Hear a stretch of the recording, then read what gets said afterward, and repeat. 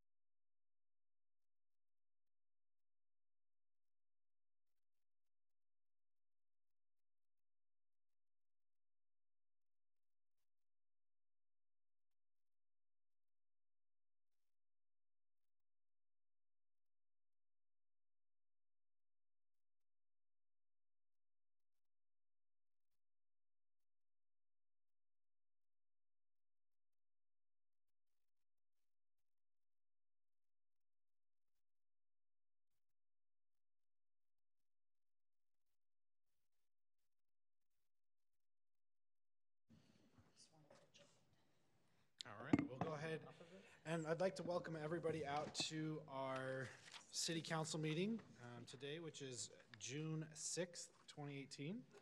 We'd like to excuse Councilman Henderson. He is out of town this week. We'd also like to just welcome the rest of the council here as well. We will go ahead and get started with an invocation thought or reading, and that will be done by Paul Folks, who is the UPD chaplain. Well, good evening. First, I want to thank you for this opportunity. My family and I have lived here in the city for 5 years now, and we love it. We're thankful that God has placed us here. I'm currently a church planter with Gospel Hope Church in Riverton, but it's our hope in the next couple of years to come out here and plant a church very similar to Gospel Hope here in Harriman, but also I'm a chaplain for UPD. I'm thankful to serve in that way as well. The Bible is filled with practical commands and insight for life, and that includes teaching me how I am to respond to and respect my authorities, including yourself. I'll read just a few passages. 1 Timothy 2 says, I urge then, first of all, that petitions, prayers, intercession, and thanksgiving be made for all people, for kings and all those in authority, that we may live peaceful and quiet lives in all godliness and holiness. And 1 Peter 2 says, show proper respect to everyone, love the family of believers, fear God, honor the emperor. Obviously, we don't have emperors or kings today, as Paul and Peter did in those days, but we have authorities that God has placed in our lives, and you are included in that. But Romans 13 says, let everyone be subject to the governing authorities, for there is no authority except that which God has established. The authorities that exist have been established by God.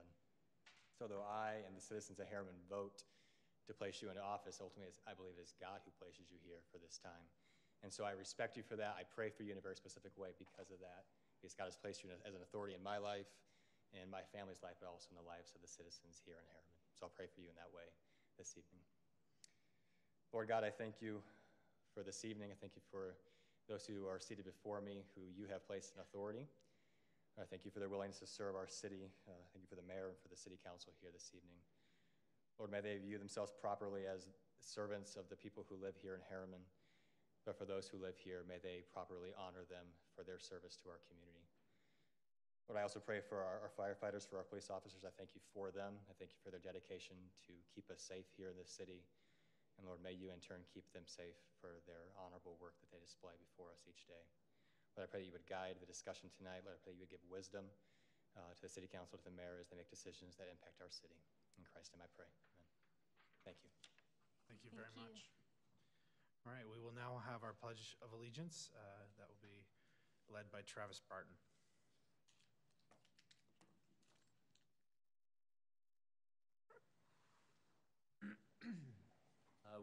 Everyone's already standing, so I guess.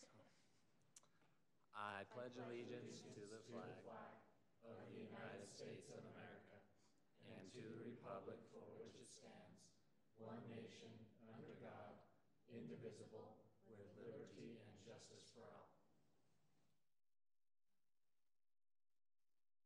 All right, thank you very much.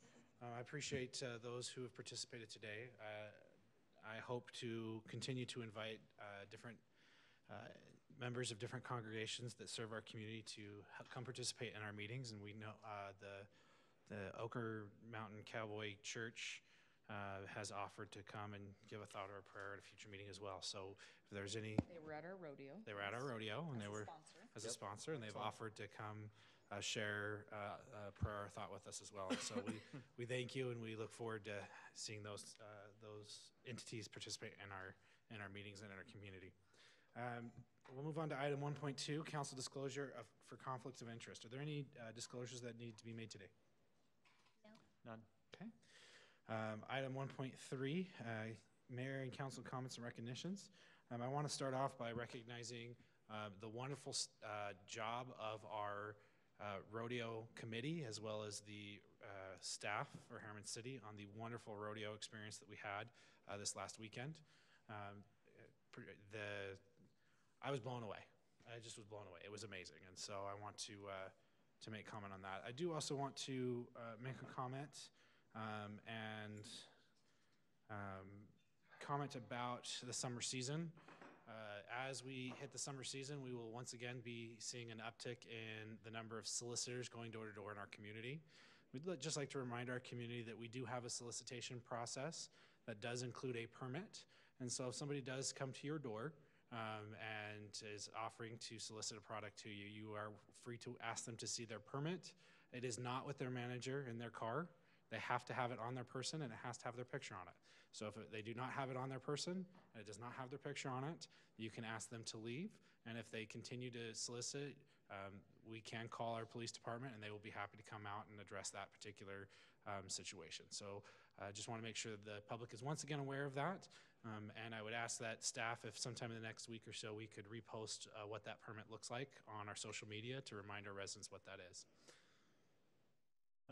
I as well just want to pass on my thanks and recognition to the rodeo committee, to Wendy, to the event staff for the rodeo over this past weekend. It was a phenomenal event. I think I say this to those around me every year, but I don't know how each year we can make it better, and yet our staff does. It was a phenomenal event, and especially the weather that you ordered up for it was spot on. So make sure that that's a must again for next year, Wendy. But thank you very much. I'll say ditto on the rodeo, and a special thank you again to Young Living Farms for letting us ride behind those beautiful Percheron horses. They were gorgeous. That was a great experience for us. Okay. All right. We will go ahead and move on to our public comment portion of our meeting. Audience members may bring any item to the mayor and council's attention. Comments will be limited to 2 minutes. State law prohibits the council from acting on items that do not appear on our agenda. So if there are any individuals that would like to make public comment at this time, we would invite you to come up to the podium and begin those comments. All right. Seeing none, we will go ahead and close the public comment portion of our meeting. We'll go ahead and move on to mayor and council board and committee reports. Are there any reports that the council would like to make? I just quickly want to report on the Youth Council. We are currently doing interviews for next year's Youth Council, and I just want to really applaud the people in our area, the parents who are raising these fine young men and young women. I have been extremely impressed just interviewing these kids, well, young adults, I should say. Their answers to the questions are very mature, very insightful. I've just been super impressed. So thank you to the community for producing such wonderful young men and young women, and for these great kids and their willingness to serve and learn and come participate in the city. One of our youth council, one of our questions today, he said one thing that he has done this last year, because he also served this last year, he has watched every single city council meeting. If he wasn't able, he'd just get online and watch them all online. So how impressed I am by this young man, because I'm pretty sure that there's a ton of residents who don't watch them all. So thank you for raising such great kids.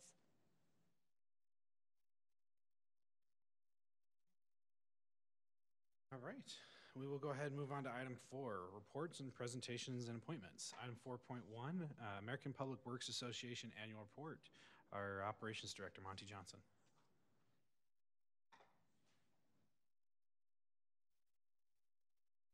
Mayor and Council, I really appreciate the time this evening. It's my honor to introduce Ed Ruffner from the American Public Works Association. I'll give him a minute to tell you about why he's here. Harriman City Council, the Utah Chapter of American Public Works Association would like to extend our gratitude to you for allowing us to take this time to recognize and honor one of your public works employees. As you might not be aware, but every third week of May is Public Works Week. And we have gone to the extent of having it declared with the governor, where he does a declaration, and we go through and names are submitted. And one of your employees' name was submitted, and I'm going to turn the time over to Monty Johnson to do the acknowledgement of him, where Monty's the one that did it.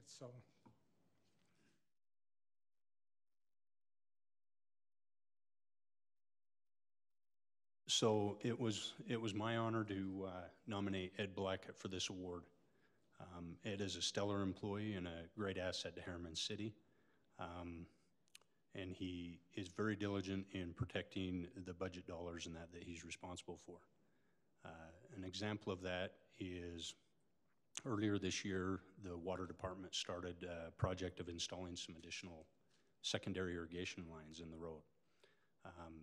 Ed recognized early on that there was some conflicts with some of the projects that we had planned with chip seals and slurry seals, and actually an intersection with reconstruction.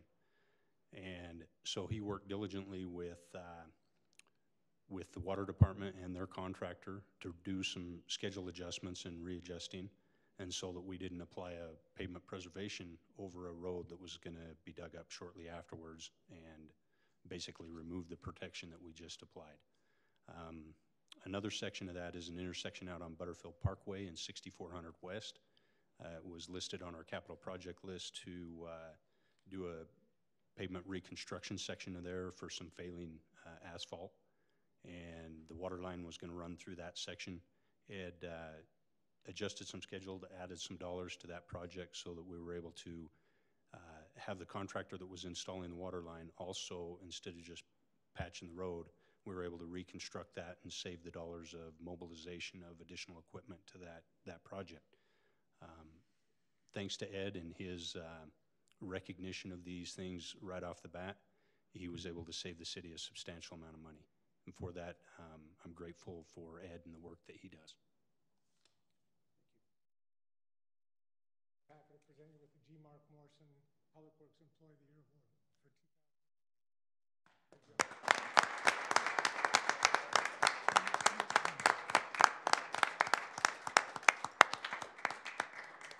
Thank you, City Council, Mayor, for your time. I greatly appreciate it. Absolutely. And Ed, as a thank you to you, we won't ask you to give a speech. Usually good things happen to me when it's my birthday, so I don't know what's up today. Thank you so much for what you do. Mayor, and council, if we could, can we get a photo? I was just about what I was about to suggest. So Ed Ruffner would like to also get a copy of the photo for the absolutely. KPWA. So we'll take just a moment, step down.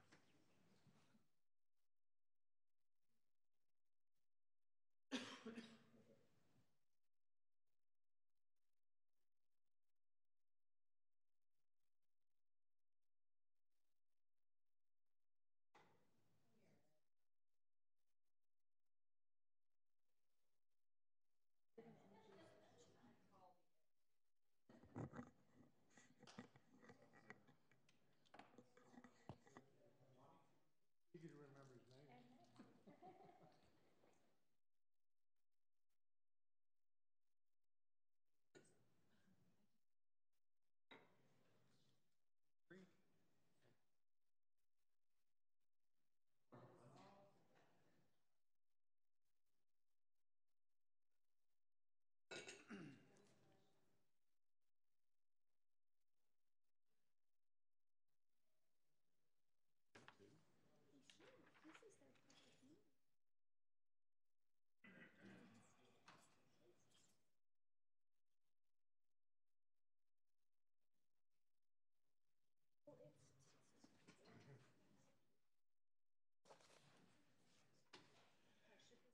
All right. Thank you very much for that. We appreciate it. We'll go ahead and move on to item 4.2, the Unified Fire Authority Quarterly Reports. Chief Pilgrim.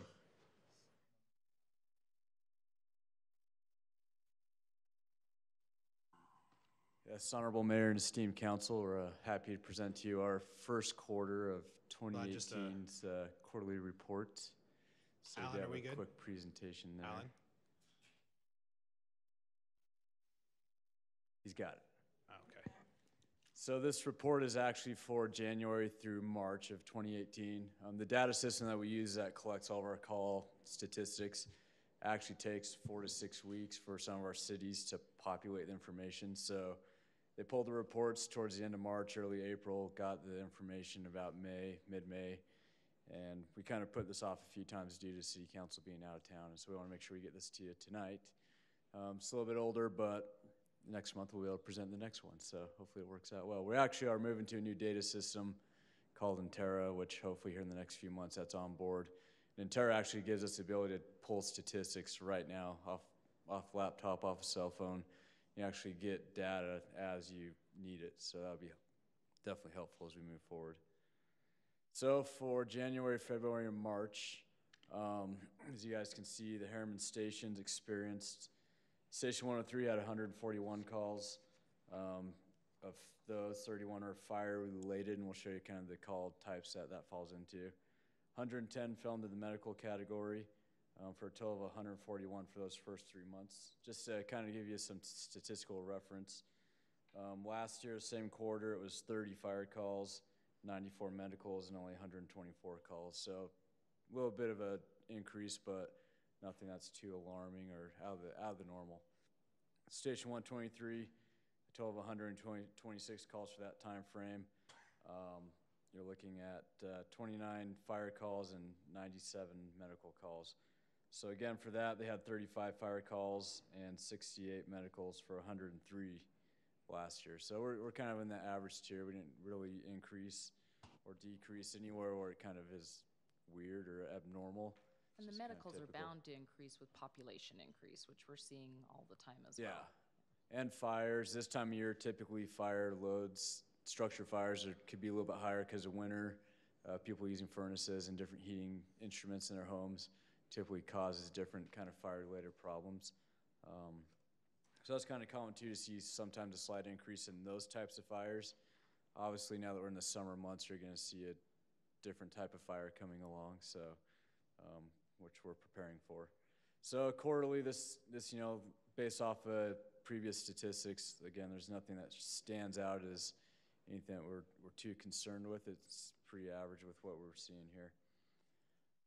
Again, this kind of shows you a breakdown of the last basically 12 months going back to April of 2017. This again is for Station 103. So total call volume, if you look, you see the yellow line where the calls bounce per month. The red line that cuts between the calls is kind of your linear average. So that's your average call across that time frame. So if you look at that, you even see your total calls decreasing slightly.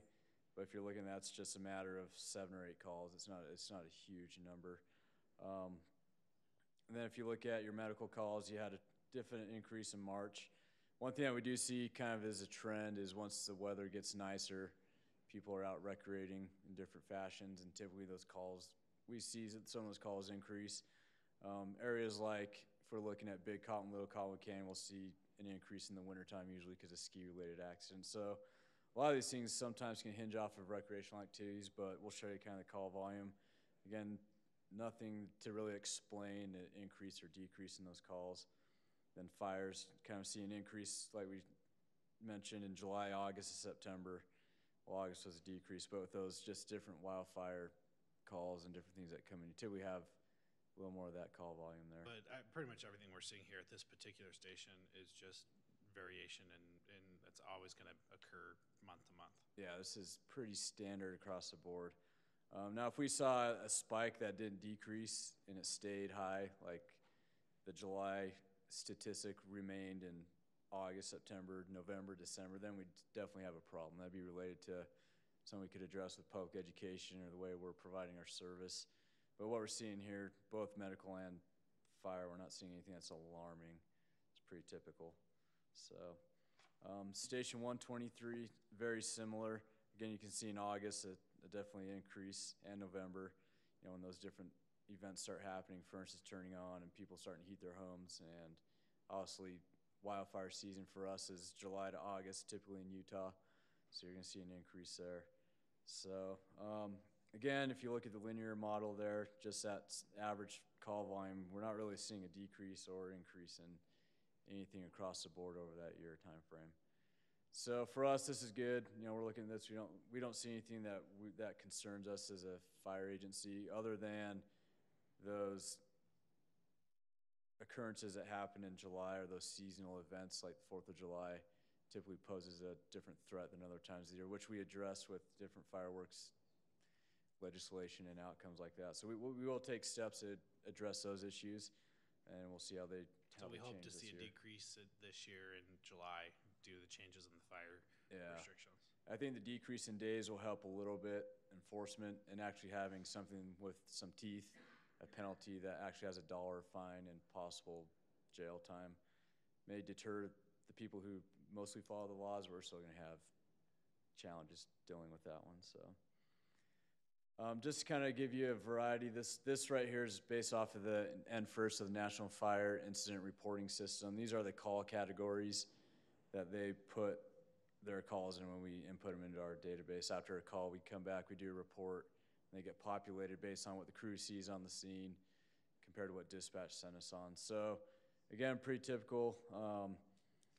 You know, some of the ones that definitely stand out, falls. You know, for some communities where there's more of an elderly population, that's something that we might get more involved with the county, with county services, and making sure that, you know, adult aging services are involved. Again, traffic accidents are pretty big, especially in the wintertime. You're going to see an increase in traffic accidents for sure. These don't define the severity of those calls, right? This just shows a call for service. So there's really no statistical backing on this. It tells us how severe, what the outcome was in these calls, just that we responded to those. So seizures, you know, fainting, falls, different things that we deal with in all of our communities that really, you know, other than treatment, there's not a lot we can do about those ones. So, but we do look at if it is a fall problem, or like say MVAs, work closely with the fire department and closely with the police department to make sure that we can address those if there's an issue. Hope we're working close with the fire department. Can I ask a quick question? I noticed today headlines that Sim Gill's office is pursuing a lawsuit against opioid manufacturers. I'm just curious, within our community, are you seeing an uptick, even mildly, in any of that, any of that use that others are seeing throughout the county? Yeah, I'd have to say yes. If you look at the overdose calls and even some of those fainting episodes, those can come in as unknowns, or they may not specifically know that comes in. And a lot of it depends on how the paramedics and the crews will input their calls. There's definitely an increase. I mean, again, here in Harriman specifically, it's not like this alarming trend that we're seeing that's starting to get us really worried, but there definitely is an increase in those behaviors. I think one thing that has actually made a big change is the naloxone program, where they're actually handing that out. Even though it sounded kind of controversial and it's kind of weird to almost give that out, it almost seems like you're enabling people. It's almost the opposite, where you're able to give a life-saving instrument to law enforcement, fire department, family members. And, you know, some of those people have those addictions. It's beyond anything they can control. And so I think the opioid thing is opioid. It's going to be a big deal. That lawsuit's a pretty important thing. I think that's going to change the way those medicines are being administered and prescribed. But it's definitely something that's concerned us as a fire department. We have engaged in the educational program, and we go on a call that's a problem. We can hand them the kit, make sure that family is left at least with that in case it happens again.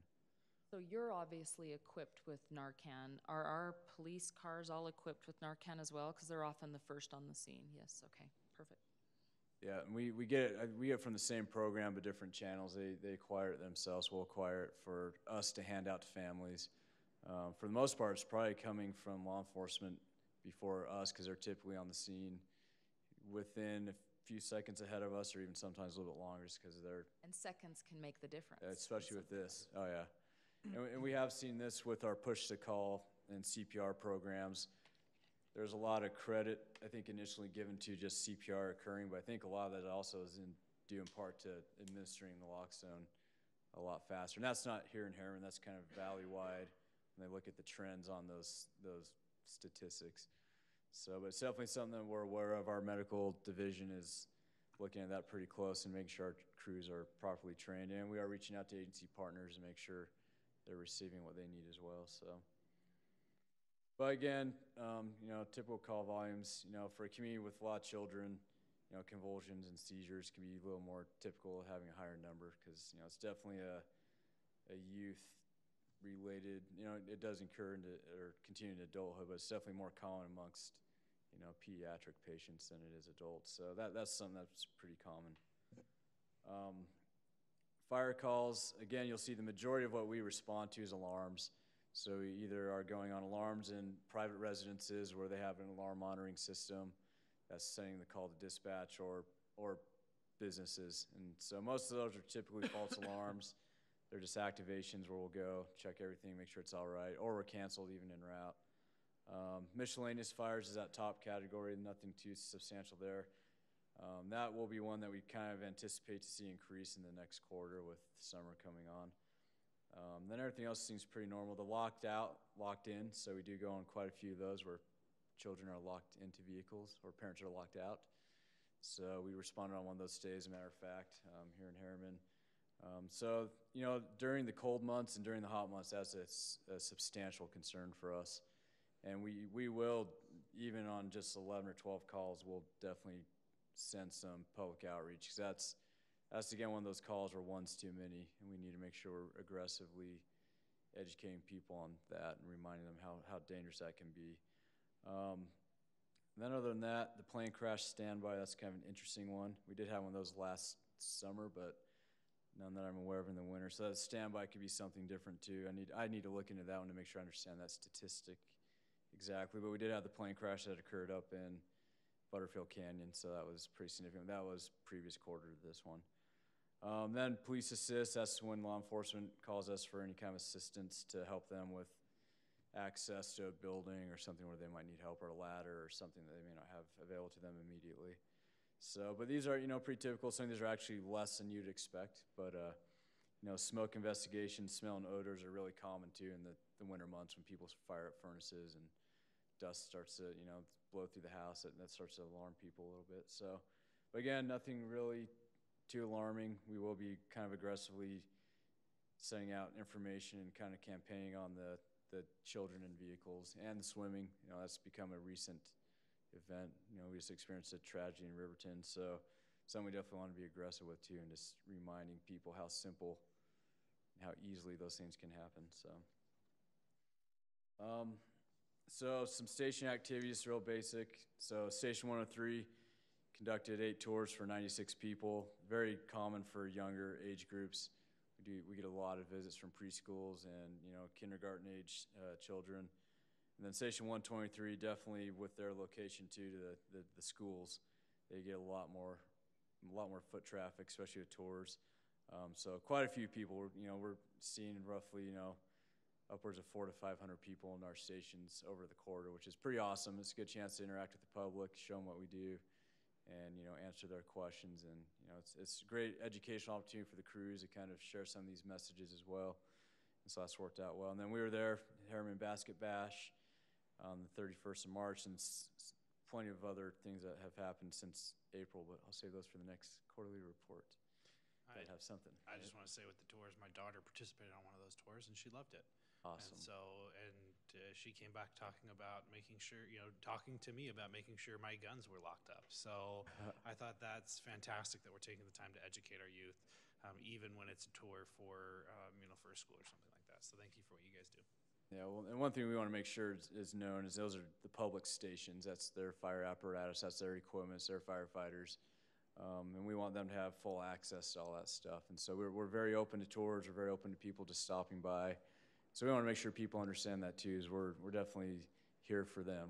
That's what we exist for. And so we want to make sure that's open and, very, felt a common feeling that they have. And so it's awesome to have this amount of people coming through.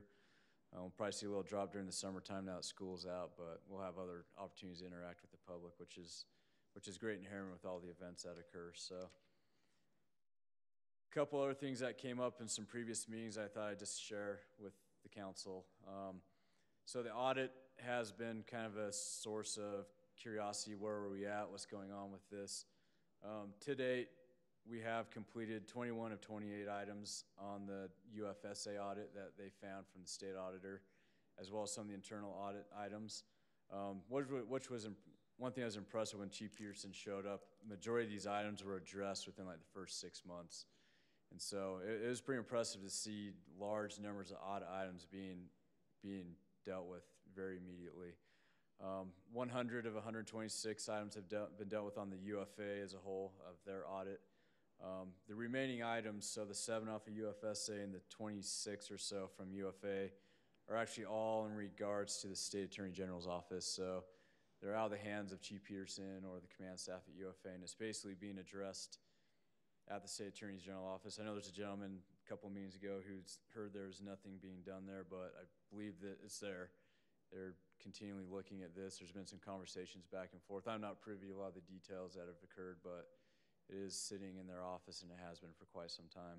Chief Pilgrim, I've said this publicly before, but I want to just say again, as the liaison on the UFA board, that I was wholly impressed with what I would characterize as a complete culture change of your organization, done very strategically. Every action that's taken is tied back to your overarching goals.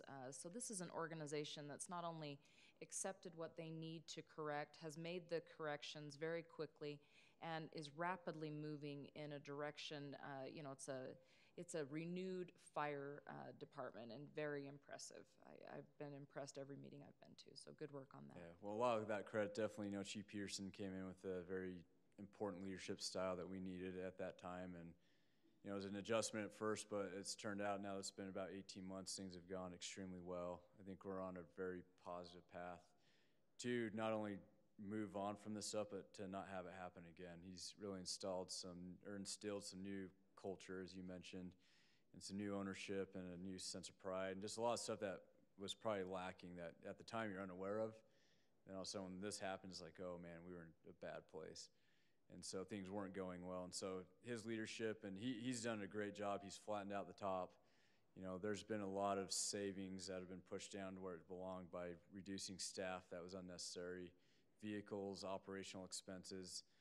He's really taken a hard look, and he's put the pressure on us and the responsibility on us as division managers and division chiefs to find places where we had wasteful spending and things that were not going well and that we weren't accounting for properly. And our budget's a great example of what's happened. It went from being like a 13 to 15-page document to almost 300 Which, pages. if I remember correctly, was in part due to former Councilwoman Mosier, who was on the board at the time, providing UFA with our budget, as an example. Yeah, which you're dead on. A lot of that came from Harriman City, which is awesome. So it speaks volumes on what you guys are accomplishing here, but it changed our organization, I'll be honest with you. Just the way we manage money, the way we can answer questions. We don't have the answers right now, but I can make a phone call or have it tomorrow. So the transparency, the information, the responsibility, the accountability, it's all been there. So that's been a huge change as well. With that, we had to cut back on a few things that we're doing over the last year to kind of refocus on getting some things fixed. So now we're returning back to some things that we need to stay on top of. So for you and Harriman specifically, we are looking at and full on moving forward with the restoration of the water rescue and recovery program. Some of the weaknesses we had before as a program started off with great intentions, but it grew too quick. And it was beyond the scope of what it was really intended to do, which is address the challenges we have here at Black Ridge Reservoir and some of the other small water areas that are in Salt Lake County. And so this began actually today. The crews are out training on Black Ridge with some new techniques. That'll go through the month of June, and then we'll be looking at some additional steps and measures to improve their response to Black Ridge. So that's a huge positive. It's already happening. It's a great move forward in our opinion, and we're looking forward to improving on that. We've also had a few meetings with the Harriman City Trails Council, and we're looking at how we can better respond to any kind of emergency or incident that occurs on the trails. Some of our crews are becoming familiar with those trails firsthand, running and hiking on those. We've already acquired or put in orders for equipment that'll be appropriate for any kind of response up there. So stokes, wheels, just different search and rescue tools. We have training coming up for the crews here in Harriman, so they're familiar with low-angle rescues, and we have the heavy rescue crew right here in Riverton, next door that can help us out. So we're aggressively looking at that too, especially now that summer is here and people are actively using those trails. We want to make sure we're prepared for anything that comes up there. And then finally, obviously this is my comfort level here, but this is one concern that we have all over the place is wildland fire. We've been preparing throughout the winter time and planning for what to expect this summer. They're still expecting an above normal fire season for northern Utah. What that means is more fires than we had last year. They don't really have very good statistical measures other than they look at weather patterns, drought conditions, and trends from the previous years. And so we are anticipating a pretty busy season this summer. We're probably looking at a July-August fire season, which is common for this part of the valley. It's also my understanding that UFA also is now partnering with Camp Williams to provide fire suppression on their property as well to help avoid some of the larger fires that may have come out of those uses on those facilities. Is that correct? Correct. So actually in 2012, when they had their last large fire that was near leaving installation, they decided to terminate their fire program and contract with Unified Fire. So we've actually been their fire service provider since 2013, and I happen to be the person assigned to Camp Williams as well. So, which is actually a really big benefit to both UFA and all the communities that surround Camp Williams. We have a very strong influence on their fire management, how they manage their fuels, how they handle their stuff, how they train, when they train, what they do out there. The National Guard is very receptive to being a good partner. They do not want to have a reoccurrence of the machine gun fire or the pinion fire, pinion fire was naturally caused. But they've taken, on the Camp Williams side, they've taken some very aggressive measures to prevent fire. A lot of grazing, a lot of fuel reduction programs. We do a lot of fuel work out there on the other side of the hill, and so there's a lot of things happening out at Camp Williams too that have reduced, in my opinion, the threat of fire coming over the mountain. It's not going to go away completely. It never will as long as that installation exists, but I feel like a lot of steps have been taken to mitigate that problem, and the chances of having another catastrophic fire have definitely decreased.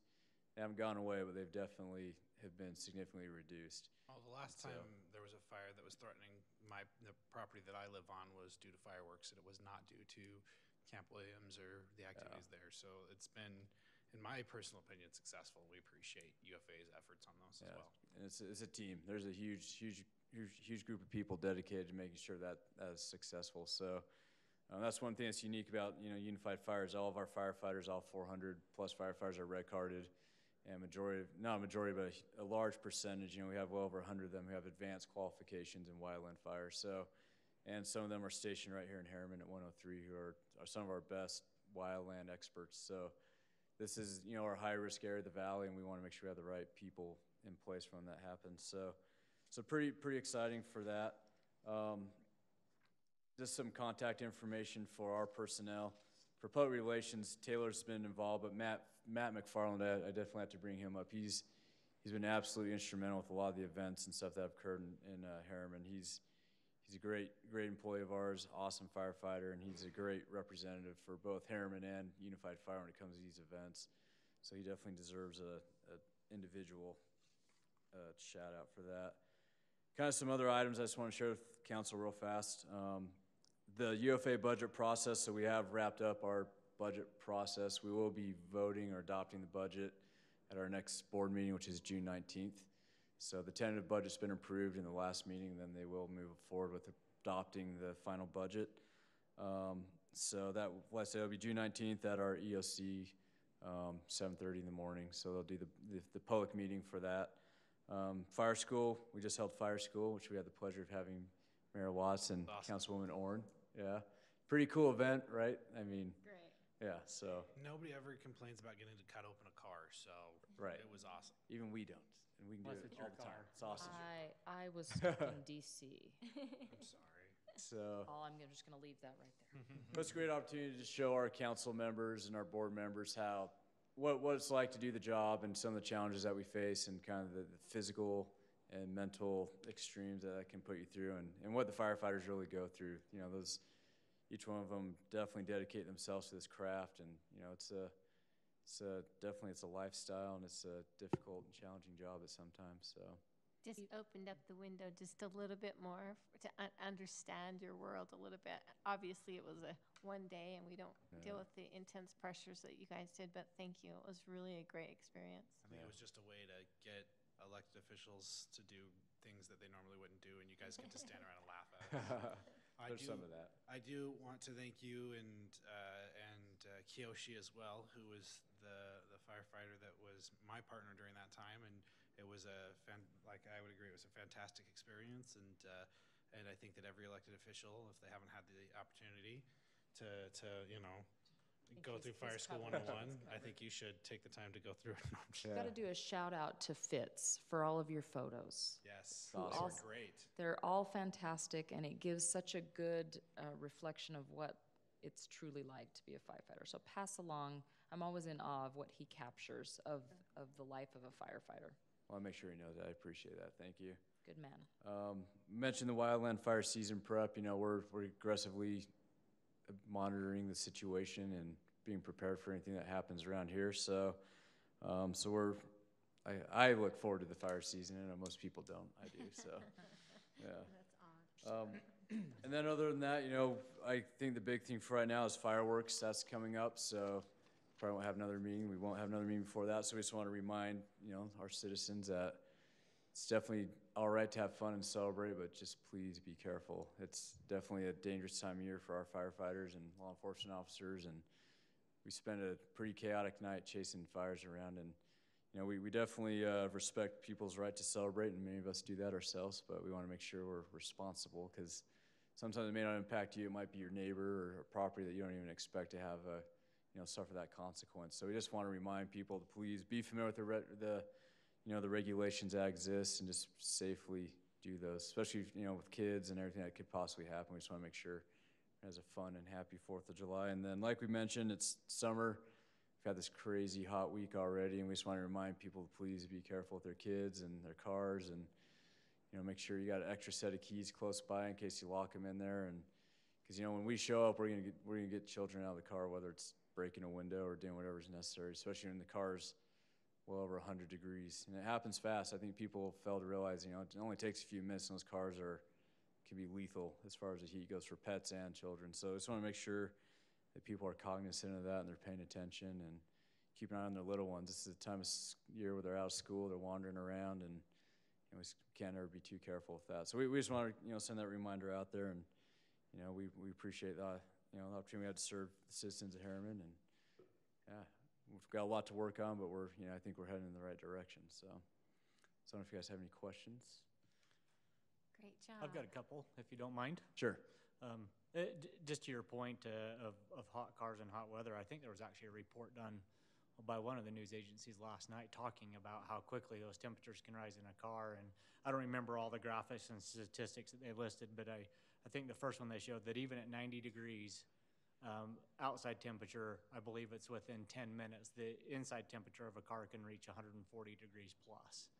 So that tells you how quickly it can rise and how dangerous it can be for our young kids and our pets. So that is a great reminder to have. So appreciate your time, Chief Pilgrim, and all the things that you've shared with us tonight. And I think you do a fantastic job as far as being the liaison to our community and to keeping us abreast of the things that are going on.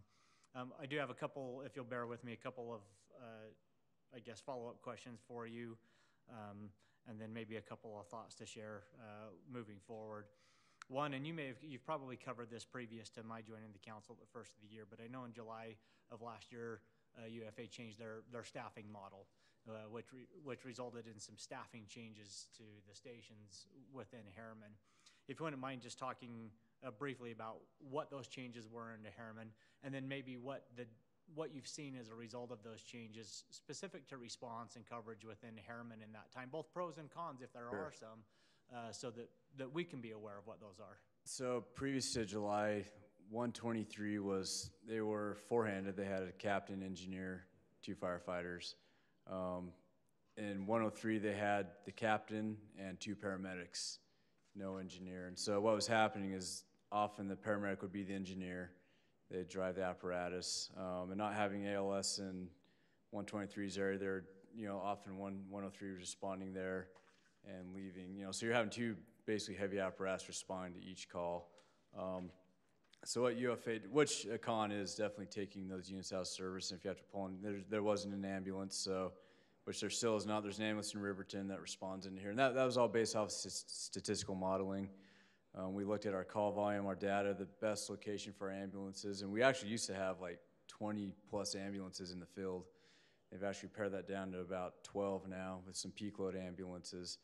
The reason why they did that is they felt like there's an overabundance of ambulances, and in some ways it dilutes the care and skill set of the paramedics because they're not responding on as many calls and using different skill sets, and the paramedics are often transporting and they're being taken out of service as well. So they put paramedics on the heavy apparatus, which typically go on every single call. The ambulances now are positioned where they can respond with appropriate personnel. They can take a paramedic off the heavy apparatus if they need to and still be 3-handed and run calls. But if that was to happen at 103, they would have been short of person, only have 2 people on that engine. So in July, they added the 4th person at 103. So they put an engineer there. So now you have a qualified engineer driving the engine, plus 2 paramedics and the captain. 123 stayed the same with the captain, engineer, 2 firefighters. And recently, about a month ago, they went to the 1-in-1 trial where they put 1 paramedic and 1 firefighter at 123. And then the firefighter that was at 123 went over to Riverton, 121. They've been rotating those people through there. We're still kind of waiting on the statistics as far as the responses go and what the changes are. Initial feedback from the field is the crews are, and you kind of got to be in the fire service to understand when you separate paramedics, you get a little nervous. It's nice to have a paramedic partner to work through some of those intense calls. Having a paramedic, firefighter, or EMT work together on a call is still proven to be very effective, especially when we still get, 123, another ambulance, and even if 103 needs to be there, they have multiple paramedics on scene. But what that has done too is it's relieved 103 from running a lot of the ALS calls in 123's area. So 103's effectively been able to stay in service, not leaving their station, while 123 is able to handle those ALS calls. So that's definitely a positive. As far as cons go, I don't think there's any yet. I mean, obviously when you're 3 versus 4-handed, there's more expense related to that. You're paying for an additional body. So, but statistics, NFPA, a lot of the standards are pushing the 4-handed companies. As you saw in fire school, there's a lot of efficiency differences between having 3 and 4-handed people. Well, it was made clear that with a 4-man crew, in the event of a fire, the crew can immediately go in and start working to rescue individuals that may be inside, as opposed to having to wait for another team to show up. And so those critical seconds can make a difference. Some medical calls can be pretty intensive as far as personnel power. You got to have multiple hands on scene, especially when you're dealing with some pretty difficult traumatic calls, or even some of the cardiac calls do require quite a few people. So that's one benefit that we've seen from that. The cons, we haven't really experienced a whole lot of those yet. Currently, right now in Harriman, all the positions are filled. I think we have 2 bid open spots at 123 on the same shift. So 123 B shift, the captain bid out. So that came out today, actually, and then the engineer has bid out. So we'll be looking for an engineer. And we've been looking for in recruiting and talking to people who I think would be a good fit for this community in this area. But the nice thing about that is, previous to July and even previous to Chief Peterson, the challenge we had was when we would staff these stations, what they would do is if we were running short, they'd look at the station with the lowest call volume and start yanking their people out. And we don't want that to happen. The chief is committed to, if you're paying for, you're getting the 4-handed, the 3-handed, that's what you get. And so the one thing I've been impressed with is that has never dropped since that's happened. We'll constant man, we'll make sure we have enough people in positions and have those shifts filled, which it can be tricky, especially this time of year. Everyone's going on vacation, they're doing their things, and it gets lean. So they'll constant man and make sure those positions are always filled. So that's been a huge positive. And we've, especially the battalion chiefs here, Battalion 12, myself, we've paid very close attention to how that's being handled to make sure that, and that's across the valley. We're making sure across the board that's happening in all of our cities. So it's kind of a long answer to your question, No, so I that's hope great. you got it. I think something that I personally would be interested in some of your future reports would be a look, or at least some data on the response times within our community, both the initial unit out of our 2 stations as well as the ambulance response times, where that ambulance is not currently housed within the community, coming from the next station out into Riverton. So I'd be interested in to see those response times, how those compare to national standards, and what your own standards are for response times. And obviously, I think as part of that, a look at if and how many times another agency is responding into the area, both, initial apparatus and ambulances, both, to help really get a look at the service that is being provided to our residents, and the timeliness that's happening. I think that would be good data for us to see for a number of reasons. One, obviously, it's a measure of the service that is provided by UFA. And secondly, it's good data for us in relation to the current locations of the stations within Harriman, and in relation to the growth that we continue to experience out here, and help to drive future decisions of when more service is needed and where that service should be located to, again, provide appropriate service to our residents. So that's something I think that would be beneficial to see in future reports. You touched obviously some on the wildfire season, and we are now heading straight on into that, especially with the warm temperatures that we're experiencing, and obviously UFA is well versed in wildland firefighting and preparedness. But I do know that there's a component, of course, of the community wildfire preparedness program that has been done for our community. I think it would be appropriate and beneficial, again, to this body at some point to maybe talk specifically about that program, that plan that your organization has went through and put in place for us, so that we can see what you are actively doing out there to help mitigate some of those risks. And you talked a little bit about those tonight, but again, I know that that's encapsulated within that document, and I think that'd be a good thing for us to have some more knowledge of at some point. And then you really kind of hit on the last one a little bit, but again, another thing that I think would be appropriate in some fashion, and that is really an accounting of the tax dollars that are collected through the UFSA, that taxing entity out here that Harriman City belongs to, and ultimately how that relates to the cost of the service that is being provided out here. Obviously, this body, and there's been a lot of discussion in other areas about really that fiscal accountability, and I think that that is relevant here as well, that we should be able to report back to our residents that there is that fiscal accountability and responsibility, not only that their tax dollars are being spent wisely, but that we're getting the service that we're paying for. I don't think that any of our residents, and myself included, want to see something that would indicate that we're collecting a lot more tax dollars here than is actually being spent to provide service here, and that those tax dollars may be going elsewhere. So I think some component of that accountability, and I'm very happy to hear in terms of your report the changes in the staffing, but more particularly the fact that that has become the minimum staffing level, and that we are not falling below that minimum staffing. Obviously, having an understanding of the fire service, I recognize the importance of that and what it means in response time and abilities to show up on scenes and to engage in certain activities. And so I am very happy, and please pass my personal thanks back to UFA administration for setting that bar and living up to that bar, because I think that is a huge thing when it comes to those services that are provided to our community. But again, I think that the accountability on those tax dollars is another component that I think is a healthy discussion for us to have. Yeah, I agree. I definitely agree. So I'll work on those. I can get those to you before the next report, so you guys can kind of look at that. And then one thing I'd like to share just in closing to kind of address the last one. So the tax dollars, I asked our CFO today just kind of how that works and what the new member fee looks like. And it's actually a pretty user-friendly equation. You take your basically taxable property and times it by the set rate, which is 0.001809. That actually gives you your member fee, what you pay for the services. And so I can work with, the city staff to figure out what the exact taxable amount is for Harriman. We can probably get you a number by tomorrow, pretty easy.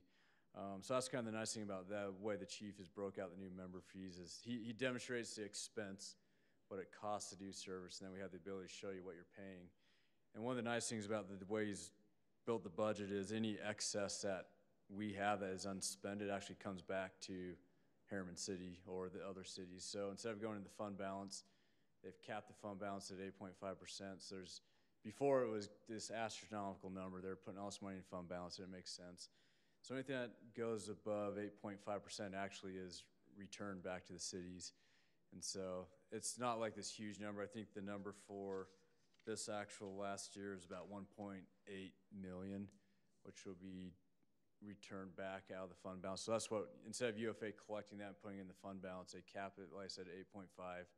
Then they divide up amongst paying members what they paid. That money goes back. So that's kind of an interesting and I think a pretty valuable asset that or something we've been able to fix, at least give you that back so we're not just pocketing the money. It's coming back to the community if it needs to. So, but I will definitely ask a clarification point on that, and neither you or Councilmember Martin, since she sits on the board. I know when I was looking through, I haven't seen updated numbers, but when I was looking through the tentative budget documents, there was a mention of use of fund balance in there for next year's budget. So I guess my clarification question based on your statement is that money that was labeled as fund balance, is that actually true fund balance that's being used to help balance next year's budget, or is that money that you just spoke of money that's coming back that would have exceeded that 8.5% cap? I think I'll find out from Tony, but I think it's whatever exceeds that 1.85 cap. And obviously it's based off of revenues and expenditures and making sure the UFA budget's whole. But yeah, I can find out and get you the specific. So one of the unique things here is our budget's on our website. Page 45 talks about the member fee. And so it's 5.1.1 or 5-1.1. It actually goes through the next 8 pages, describes the member fee in detail with that return on the fund balance, or the fund balance, I guess, return. I don't know how to, they have it phrased as crediting members with excess fund balance. So yeah, if you want to look at that too, it's Polkey, it's online, it's the UFA website, bottom of the page, click on the finance tab and the budget for last year plus the tentative budget for 2018-2019 is online, so you can take a look at that. Okay. And I'll try to get those answers for you, and I can get those to you even before the next meeting if you we prefer. appreciate the transparency. Our residents appreciate the transparency. We look forward to hearing what you have to present to us. Awesome. Thank you. Thanks. Thank you very much. All right. We will go ahead and move on to what the majority of our audience is here for. I have 4.3, Harriman Police Department Report and Introductions. Chief Carr, the Harriman Police Department Chief. Or Brett. Or Brett. It says Chief Carr. It'll be a more appropriate and more professional. I thought it'd be a good opportunity by directions of our communications director. She felt, and she's right, of course, always, that there would be an appropriate introduction to our police chief, Troy Carr. I introduce you your new chief as directed. Council gave me direction to hire him. He's been employed for 2 weeks now. And ooh, old hat. we moved quickly as directed by council to go out and get the administrative team put together. I will tell you this, and he'll cover this. We have had interest in our positions here in the whole Western United States. If you want to know this detail, we can go lengthy about where they came from. We did interview some out of this state too as well. So it's been a great process. The team has been selected and been hired per your direction, and couldn't be a prouder city manager in the whole valley right now. We've definitely recruited and brought on an A team. Chief?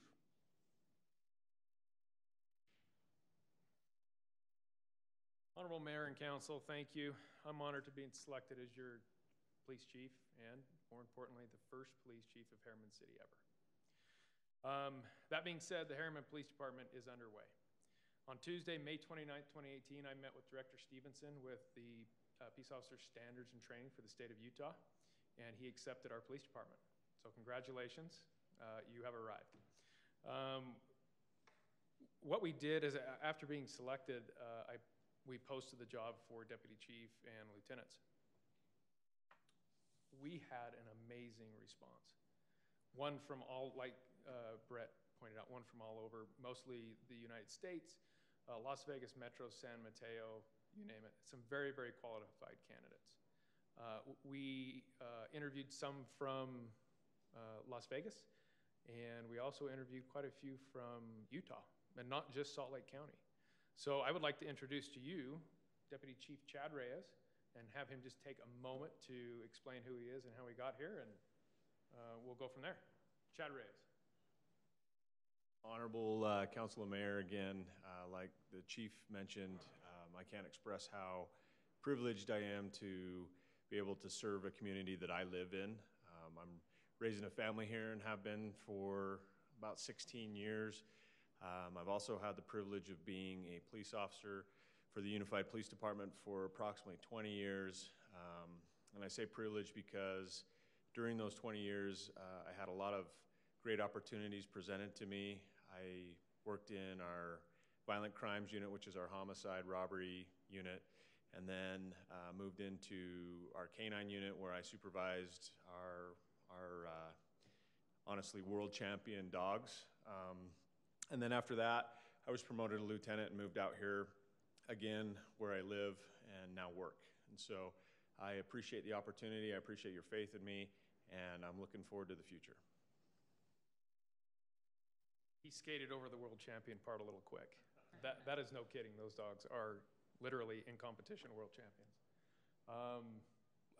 Cody Stromberg, we put the feelers out for lieutenants next and posted for that, and again, the response was even greater.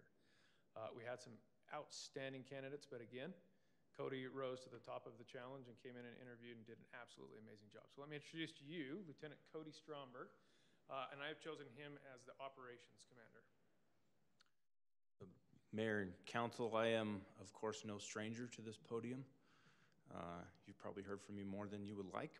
However, I'm thrilled and happy to be here tonight wearing a different hat. And couldn't be prouder of the position that we find ourselves in. As most of you know, I've spent the majority of my adult life in service to this community and consider myself one of the original Harriman boys. Although I am the ranking young buck of this group, I'm privileged to have seen our community grow into what it is today. I'm thrilled with the team that I'm privileged to work with, Chief Carr and city staff, and look forward to great things in the future. Cody. Next, we interviewed a man by the name of Brian Weidmer. And I'm going to have Brian come up here and introduce himself, but I'm going to remind him that it's brief. So if you could briefly introduce yourself. Brian is an amazing had a storied career. So please come up and introduce yourself. Brian. Mayor and council members, I'm very pleased and really humbled to be here and to be part of this team. I'm very excited to be here in Harriman and to work with all of you. I come again from a great tradition of the Unified Police Department where great leadership was modeled for me. I'm thrilled to be part of the investigative portion of this team, and I started my career working in community policing, spent some time in persons crimes and was a member of the SWAT team, and have worked in search and rescue, and I bring great enthusiasm to this assignment. Very excited. Thank you. Very good. Thank you. Woo. I was just feeling the calming effect coming on as he was talking. Yeah, he did an outstanding job. We just have to remind him that it's brief at times. And again, he's assigned as a division commander over the investigation side of the house. Cody's going to be over the patrol. And I didn't mention, actually, Chief Reyes will be over the administrative functions in the department locally. We've moved forward with branding. And you all have had an opportunity to see the badge and the patch, and we know that it's going out to our community in the newsletter. So we're very excited about that. We wanted to put some history in the badge and kind of give it a very unique look. So what we did with the patch first was we came up with the typical police patch, but we wanted to make sure that Harriman City was branded first.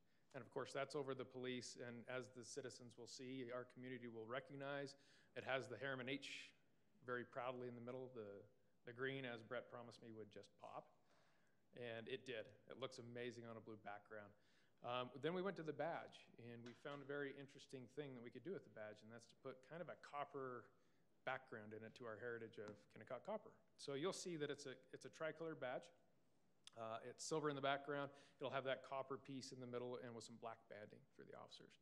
It's a very, very nice looking badge. I don't think it'll represent us well. The cars are underway. We have some preliminary sketching out for them. There will be a markedly different look to them in the black and white style. So you'll be very impressed to see one as they roll out here, hopefully very soon, and we get the cars that we've ordered marked up. When we prepared the job descriptions for this, I had that moment of, okay, let's see who shows up. And I can't tell you, we expect nothing different from sergeants and officers, but we, like I mentioned, had an outstanding response.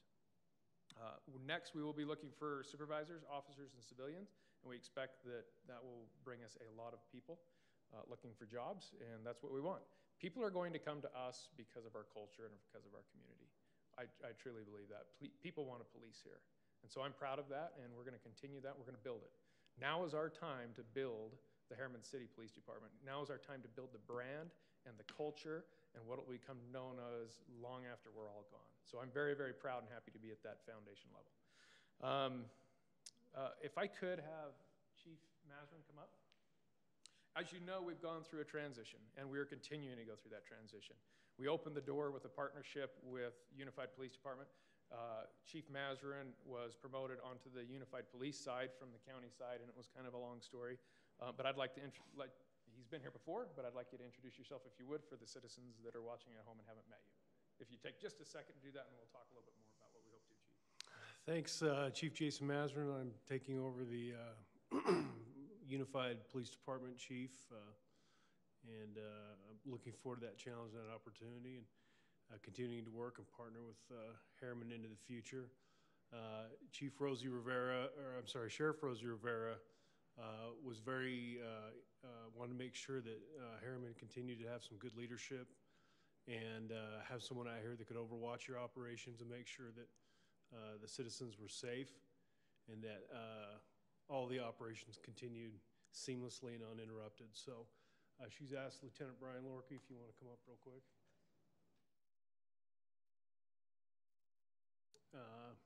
Lieutenant Brian Lorkey is going to be the acting commander, and I'm not going off your script, am I? Oh, what? Okay. I felt like we would do this together, but go ahead. Let's do it. Lieutenant Brian Lorkey is going to be the acting commander until that transition takes place. So he's going to focus very exclusively on operations. If you have any questions for him, please contact him, and he can make sure you have that information. And in addition, I'm always available if you need anything. So thank you. Brian, do you want to introduce yourself? Absolutely. I'm Lieutenant Brian Lorkey. I recently was the Public Information Officer for the Unified Police Department. Sheriff Rivera gave me the opportunity to come out here and serve the citizens and City Council, Mayor, for the next couple months until this transition takes place. My job is strictly public safety, keeping an eye on the ball and making sure the citizens of Harriman are staying safe and doing everything we can with the Unified Police Department. Thank you. We've got an absolute dream team, Mayor and Council, of transition. And as you know, I was involved in the Cottonwood Heights transition when they left the Sheriff's Office. I feel like I'm qualified for that very specifically because I've been through it before. That created some specific challenges that I feel like we can not have, to be honest with you, and that's what we hope for. So when we sat down to the table with the Unified Police Department last week, we met with Chief Jake Peterson and Chief Masrin and Chief Reyes and I. And really, it was an interesting kind of dynamic that developed. You know, as we sat down there, we reached across the table and Chief Peterson said, we need to understand that this is about relationships. And nothing's going to become between that. And I couldn't agree more. And we sat down and dedicated ourselves very, very specifically to make sure that this was seamless for the citizens. They will see a fantastic response by the Unified Police Department, the professional organization that they are and always have been, and they will see that seamless transition walk right across to the Harriman City Police Department. So that's really our goal, is to make sure that the citizens are safe. They'll continue to be safe. There is no drop in service as we transition, and that we work very closely together and make sure that that happens. So I'm very proud to be part of that team, and I'm very excited that they're part of the team, and I think that Sheriff Rivera picked the right team to help us. Just so you know, good progress has been made in that area. We, just in the one meeting we've had so far, we feel like we've really had some good advancement. We have endeavored to meet every week, where we will continue to move this down the road. I think the best explanation is the politician, the political side of it, handed it down to operations to say, get us back some information on this and let's see that it works. And so we're very happy to do that, and we promise to bring you back that information in a very good way. Again, I have worked with both of these gentlemen for a very long time, and I'm very proud to serve with them during this transition. And I hope to provide some of the experience that I learned through the Cottonwood Heights transition. Currently, we're very busy. As you have walked up and down the floor, you see us running around and getting things done and meeting with people. A lot of that has to do with vehicles and the minutia of getting, a radio or a car, or what type of car it's going to be, dispatch and records and evidence. So bear with us as we go through that transition. Every council meeting, we're going to come back with more information, tell you where we're at, And I expect that once we get out of this first and second week now, I was alone the first week. These guys started Monday, so in 3 days, they've done some very amazing things, by the way. And we've made some great progress. We continue that, and when we meet again, we're going to have some very, very good information for you, I promise. Any questions for me as we proceed? Thank you. I just want to take a moment to thank everyone involved, to you, Chief, to Chief and Lieutenant, Acting Chief. We appreciate the tone and the candor that's being taken by those who are doing the work. And we understand that as elected officials, oftentimes we take a different view and sometimes have different challenges that we're trying to work out among entities. But you all have done an outstanding job of showing an appropriate way to interact with each other and to find a way that we can have a positive outcome for our communities. Not only our community, but the other communities that are affected by this transition. So I'm extremely grateful. I'm looking forward to getting the feedback from the residents, because I have seen the vehicles and the badge, and they look fantastic. But I also have gotten some feedback about the selection of the process we went through of selecting some of these. And I just wanted to state publicly that we took this decision very, very seriously, and we for the last year, all 4 of these individuals that are standing before us, yourself and the deputy chief and the 2 lieutenants, have been here in our precinct basically interviewing for a job whether they knew it or not. And we are so happy and so proud that UPD has done such an amazing job in training and providing us with officers that who are outstanding in their field and who can help us create our own department as we part with that particular organization. So I'm extremely grateful for all of you. I'm extremely grateful for UPD for providing us with the amazing quality of individuals that have been here in our precinct serving our community, and some of which will continue to serve our community. It's a good day for us, and I feel proud of what you are doing to make our community a better place, and it's appreciated. Thank you, Mayor. And I would like to echo, these 3 gentlemen are the top of the top in law enforcement, and we were very lucky to be able to secure their employment. I'll just add that, first off, to Chief Mazur and Lieutenant Lorkey, thank you for, again, the manner in which you're approaching this. Again, we talked challenging situations. There's going to be some challenges in there, and appreciate the fact that public safety is first and foremost, and that relationships are second. And I very much appreciate that, because I do think that is the absolute right approach, and something that I'm very happy to see moving forward. To those new members of our police department, Chief Carr, Chief Reyes, and our 2 lieutenants, man, welcome. And this is, I know, challenging and exciting all at the same time. But I just want to say thank you for believing in this body and the decision that this body has made for our community. Again, much respect to all members of UPD who have served our community and our precinct. We've talked about the reasons why, so I won't belabor that point. But I do know that there has been a certain amount of faith and an unknown that each of you have had to now step into in taking these positions. I want you to know that I recognize that, and am extremely grateful that you have been willing to take that risk to step into a little bit of the unknown, and to now build a culture that Chief Carr spoke of, that this community will be proud of long beyond each one of us. And I know that you 4 gentlemen are the right gentlemen to make that happen. So thank you very much. Thank you. Any other questions? No, just welcome. Just super excited for this transition and this adventure we start on. So thank you for your willingness. Thank you. And again, I couldn't be more honored to be here.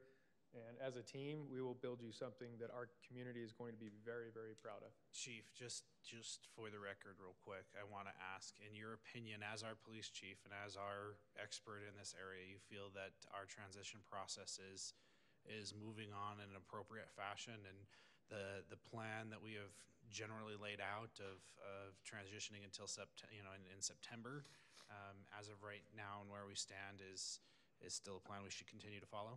I do think that's something we should follow. And initially, we all had some caution about it and as how we would move forward and how each entity would handle it. But as we've seen and as we've described and as these fine gentlemen have come up here and said, we do endeavor to make this seamless. And I feel like we're in a great place right now and that our partners are working with us very effectively.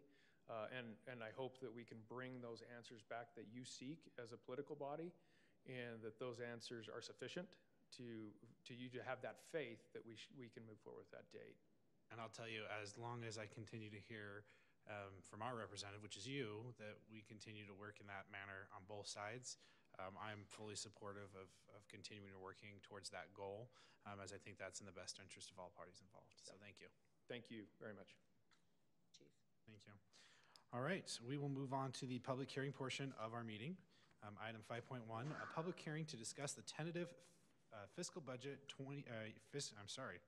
public hearing to discuss the tentative fiscal year 2018-2019 Harriman City budget and to amend the fiscal year 2017-2018 Harriman City budget. Hello. As you know, we presented the budget back on April 11th. Every council meeting since then, we've been holding question and answers regarding it. Tonight, we're scheduled for the public hearing. It's scheduled to be approved at the June 20th meeting, which is also the statutory date that it's required to be approved by. So tonight is just the public hearing for anyone that's interested in addressing any of the budget. Very much. With that, we will go ahead and open the meeting for public hearing. So if there are any members of the public who at this time would like to make comment or discuss, keeping in mind the rules that we have previously laid out for public comment, we take it at this time. Okay, seeing none, I will accept a motion to close the public hearing. I'll make a motion to close the public hearing. Second. Okay, we have a motion and a second. All in favor? Aye. Aye. That motion passes. Thank you very much. Any discussion among the council? I would like to make a comment really quickly, just for residents who are watching. There obviously aren't any residents here to comment on this, but this budget will not be approved until our next meeting. So there is still opportunity for you to reach out to the mayor and the council with your concerns or questions about the budget. And I would just really encourage you to do that. This is such an important issue in our community, and this budget is the document that controls a lot of aspects of our lives. And so I would strongly encourage you to look at it. It's very reader-friendly. You won't get lost in it. If you want to get lost in it, you can dive very deeply into some details, but if you just want to understand some summary, that's there also. So please be familiar with it. And again, like I said, if you do have questions, please reach out so that we can at least explain areas of the budgets that you question and just clarify those things. Thanks. I'll just say that I agree with what Councilwoman Noren has said about there's still time to get involved and to review the budget and to make your concerns, should there be any known. We ask for that. This is obviously one of the most important decisions I think this body is tasked with each year, is that fiscal accountability and responsibility over our residents' tax dollars.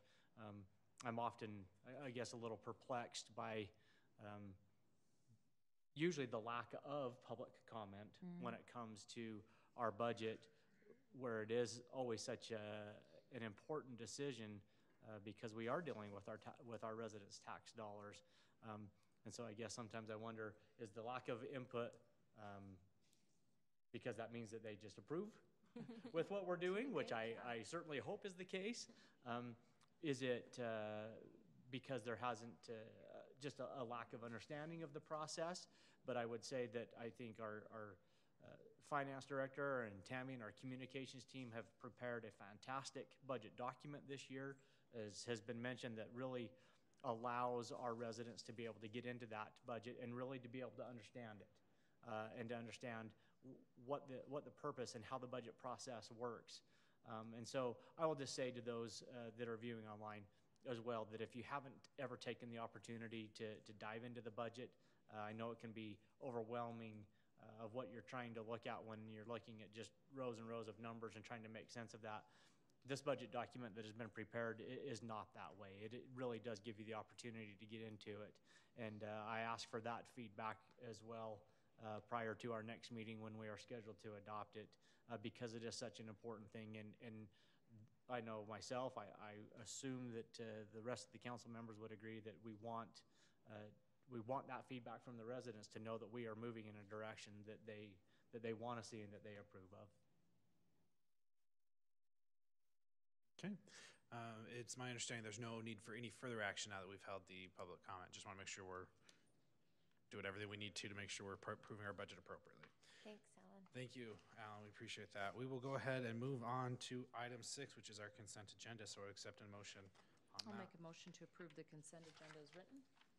Okay, we have a motion. I will second. And a second. Sherry? Yes. Clint? Yes. Nicole? Yes. And I will vote yes. That motion passes. All right. That was the extent of the action on this particular meeting.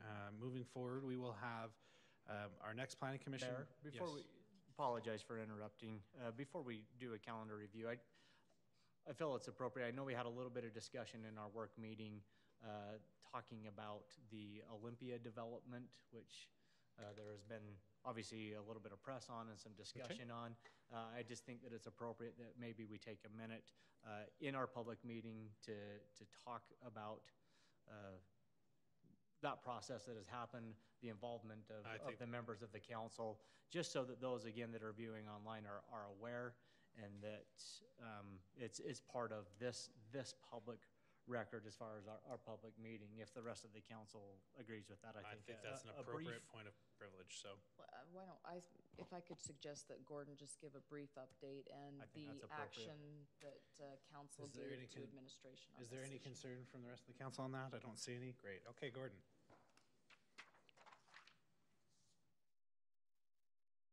No, but while he's coming up, I'll remind people at home that the meeting before this is also very public and recorded. So please, if you have any further questions other than this brief summary, go back and listen to the work meeting, because there are some important details contained there. Okay, yeah, so it has become, a big media issue and an important issue to our residents here in Harriman, as well as some of the neighboring communities. The City Council approval of the Olympia subdivision, which could have up to 8,700 homes under the zoning that the county gave them.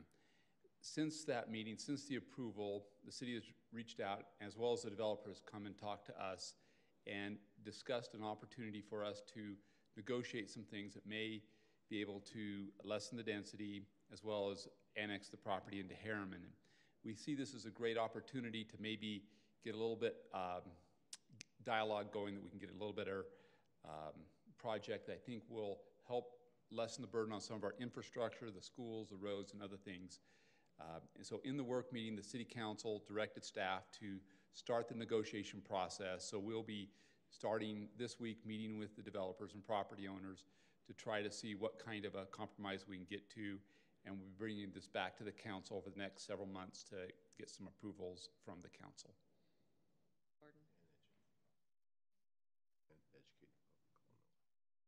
During that time, we will also make sure that we are continually educating the public on where we stand and what's going on, correct? All right. Councilmember Martin, I really appreciated your comments in the work meeting with regards to this. Would you mind actually just stating them again as far as your view of where we're at in this position and your support of really what Gordon just talked about. I think your comments were really spot on in our work meeting. I made a lot of comments. Sorry to put you on the spot. I think the one you're referring to is, obviously, there was a lot of frustration with this level of density.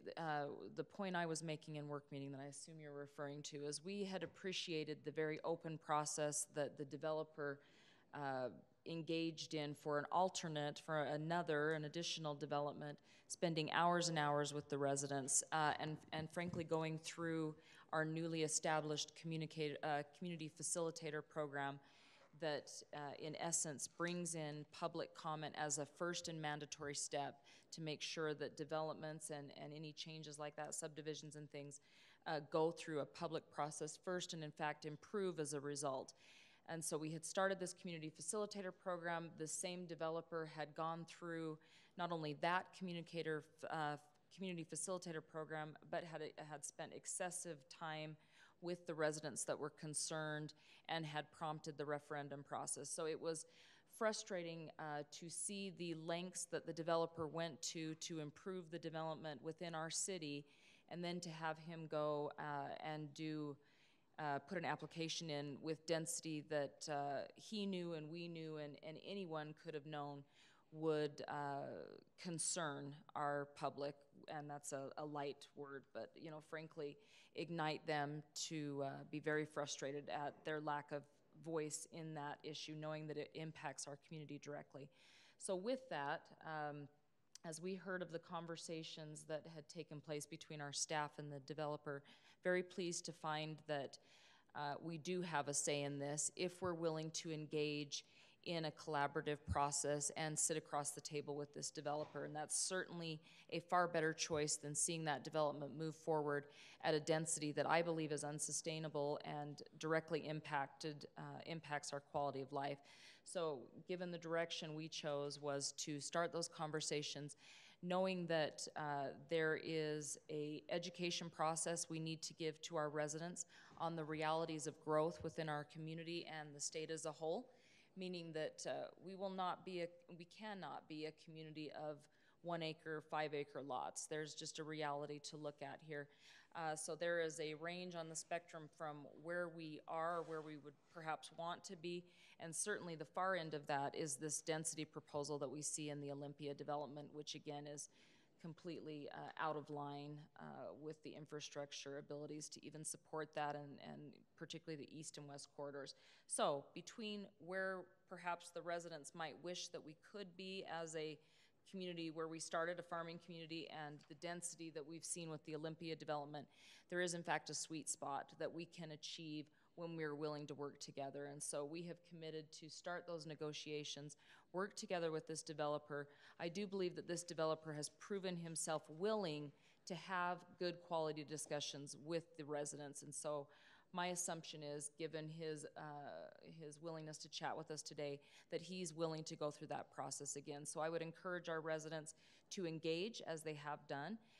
We saw a much better product when they did engage. I would suggest that we will see the exact same scenario if we all keep an open mind and we look forward to working with the county as well, as they are part of this process too. So everybody coming to the table will hopefully bring a product that will help us contribute to handling the growth that we know is coming, and also not impacting the quality of life that the residents enjoy right now. They chose to live here for a reason, and we need to protect that quality of life as best we can. Thank you, Nicole. Appreciate that. I believe that the public should know that this body was united in our opposition to the original proposal. I think that has been communicated out through the city channels, thanks to a very good communications team to let them know what our position was on that. But the reality of it is we know is that whether it's in our community as part of Harriman City or not, it will impact our community. So it's beneficial for us to engage in that conversation and try and come to that middle point, that middle ground that can be beneficial to both moving forward, so that we don't have those significant impacts that we potentially face. If we don't insert ourselves into this conversation, we have no say at all. Correct. And as it was, despite our vehement opposition to this plan, as well as other mayors and city councils, and certainly hundreds and hundreds of emails to the county council, that zoning decision still went forward. So that goes to show that it is absolutely imperative that we join this conversation so that we can have a say in where this development moves forward. So hence our direction to administration today. Thank you. We will go ahead and read the calendar now. Our next meeting for the Planning Commission will be June 7th at 7 p.m. Our June 13th meeting, we have canceled, but we will have a special City Council work meeting and City Council meeting on June 20th. The work meeting will start at 5. The special City Council meeting will begin at 7. And then we also have the Planning Commission on the following day, which is June 21st. We do want the public to be aware that our Harriman Town Days are coming up, June 18th through the 23rd. There are quite a bit of really exciting things to participate in. I'm really looking forward to those. So we just want to make sure the public is aware of that as well.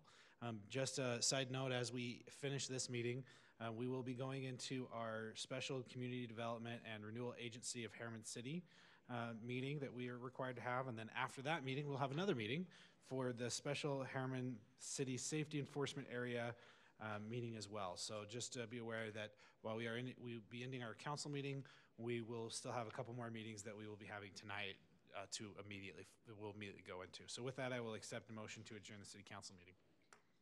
Make a motion to adjourn the City Council meeting.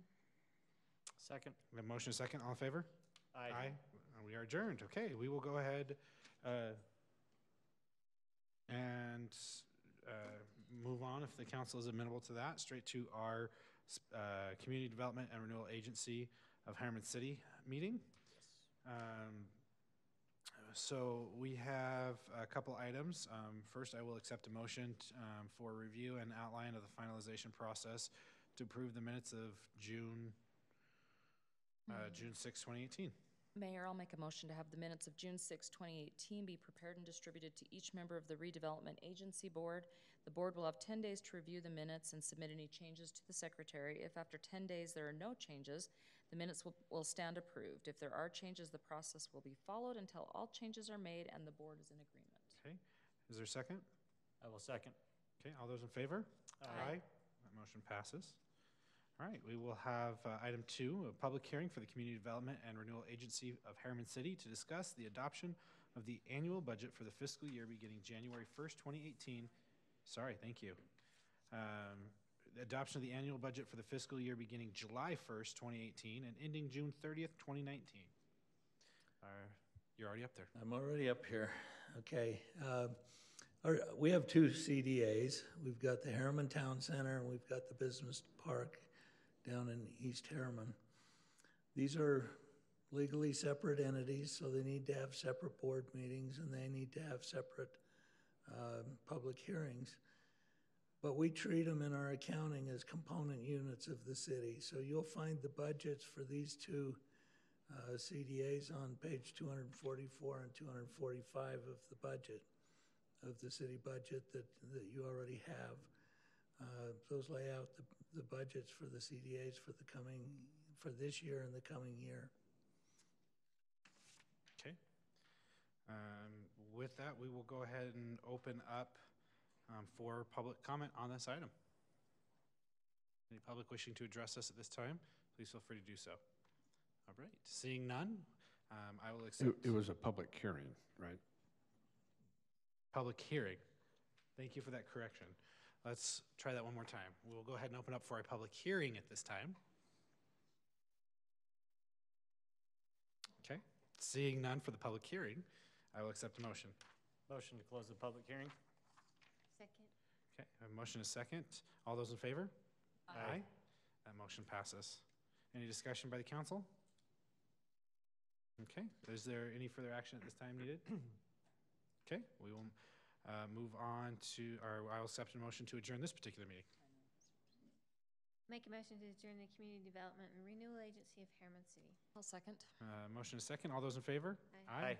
We are adjourned from that meeting. If the council is amenable, we'll go straight into our HCC meeting. So we'll go ahead and call the meeting to order. First item is a motion to approve the minutes from February 14th. Mayor, I'll make a motion to approve the minutes of February 14th, 2018 HCC meeting. I'll second. Okay, motion and second. All those in favor? Aye. That motion passes. All right, we will move on to item 2.1. Discussion pertaining to the anticipated tax rate for the Harriman City Safety Enforcement Area for the 2018-2019 fiscal year. Okay. Felt like this was important to bring to the council this particular time. June 20th is the date that we have to give notice for our tax rate for our safety enforcement area this year. Our residents will see this as Slovisa will be coming off their tax rate schedule, and the Harriman City Safety Enforcement Area will replace it. But we're at the point, well, first of all, John provided me with a notice just earlier today that Slovisa has finally gotten us disconnected from their district. So it looks like we're going to be okay to actually set this tax rate. They're only about 6 months behind getting that done and almost missed lots of legal deadlines. But we've got that done. But our first item on setting our tax rate for this year is that by June 20th, we need to notify the state or the county auditor that we intend to impose a tax rate. That's the tax county change. auditor. County auditor. Okay? And that starts the process. The problem we run into is that we're on a very fine timeline to get this all done. And by council, I've left on your desks up there the calendar that we had laid out for this tax increase. And the first day that it's possible to have the public hearing and meet all of the time deadlines of the advertising is July 25th. And we've canceled that meeting. The only meeting we have after that, before the August 17th deadline to impose the tax, is August 8th. So the question here is, do we hold the public hearing and set the tax rate on the same night? Or do we schedule a separate special meeting in that time period that we were planning on not having one? And just for clarification, Alan, I mean, we have to go through this process because we are establishing our tax rate, correct? Right. But we are anticipating establishing the exact same tax rate that has previously been set and collected by Slovisa. That's correct. So I think if we can clearly communicate to our residents, this is just me thinking out loud here, if we can clearly communicate to our residents while they're going to get this notice, and by all accounts, a lot will interpret that as a tax increase. But I think if we can do a good job communicating that there's no increase from what they have currently been anticipated paying through the Slovisa, this is just a change in who's getting the money. Right, a change in who is responsible for collecting that. I feel like we have the opportunity that we could potentially hold the public hearing and adopt it on the same night. Okay. Now, if we were going through a true tax, truth in taxation because of an increase, I would have some reservations for doing that. But that's my thought. This is the exact same bill they would have paid. It's just changing the organization so that so that we can keep the funds in our city and make sure they're used for law enforcement services in our city. So I'm also comfortable with doing both on the same night. Just for reference, the Slovisa tax rate is set at 0.0023. Riverton, with their new tax district, set theirs at 0.0023. And that's what we've projected in our budget as well, as 0.0023. So everyone who was part of that is setting the rate exactly what it was previously. Again, I just think that, unfortunately, Tammy, that there's going to be a real need for some good and clear communications so that our residents understand what is taking place, especially because we have to go through the truth in taxation process, which generally denotes a tax increase.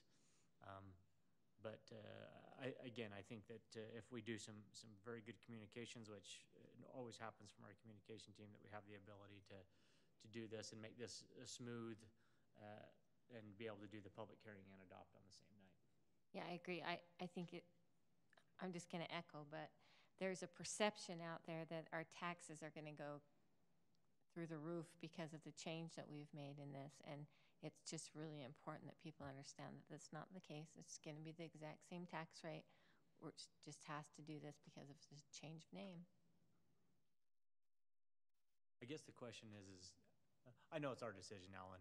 Okay. Is that something that seems comfortable to you as Yeah, well, based on the I'm process that totally we have to go through? comfortable with it.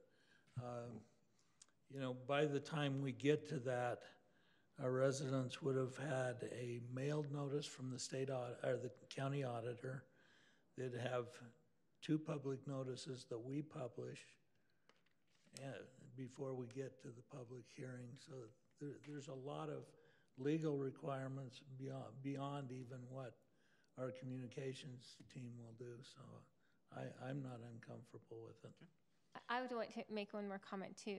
To our residents, is a reminder that all of our contact information is on the Harriman City website. Just because the public hearings on August 8th, we are available for public comment anytime between now and then. So if you're having concerns, we get at all hours of the day and night. Yeah. So well, and we encourage that because that's how we dispel concerns and misunderstandings. So please reach out. I know there's some frustration if it's not plastered all over Facebook, but really the most effective way to communicate is personally reach out to us. That's why we have our information out there for you. My email is also listed if someone has a question. So thank you. Tammy, just another quick question. I believe we have an opportunity as far as the Harriman newsletter as well between now and then to use that as an additional avenue to potentially communicate. Is that true or no? Based on timing. Yes, but we might even just, John and I were just talking, we might even just put together kind of a separate little budget brief for this. That would be entity fantastic.